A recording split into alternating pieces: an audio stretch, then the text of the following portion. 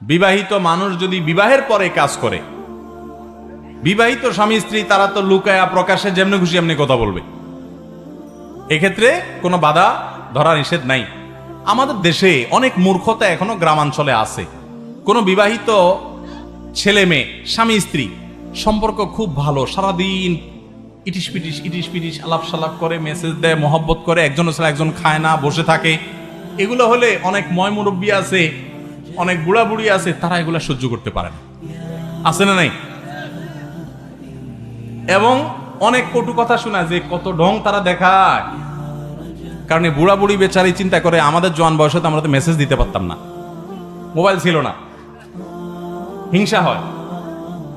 তো এটা মূর্খতা। স্বামী স্ত্রীর মধ্যে সম্পর্ক যত নিবিড় হবে, ইমানদার হিসাবে প্রত্যেকটা মুসলমান তত খুশি হওয়া উচিত।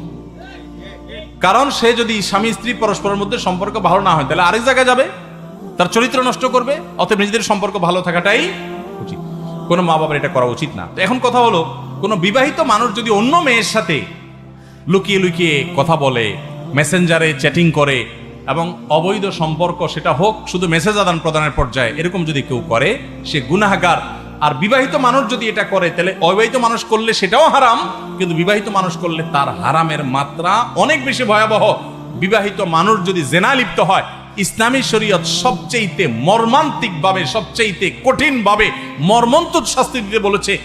পাথর মেরে মেরে তাকে রজম করে হত্যা বিচারিক ভাবে কার্যকর করতে বলেছে। আবার পাড়ায় পাড়ায় মহল্লা মহল্লা বিচার যার যার মতো ঘ্যাল খুশি মতো বসাতে যাবেন না। এত বড় কঠিন শাস্তির কথা কেন বলেছে ইসলাম? কারণ মানুষ পৃথিবীতে টিকে থাকবে, মানব সভ্যতা টিকে থাকবে বৈবাহিক সম্পর্কের মধ্য দিয়ে।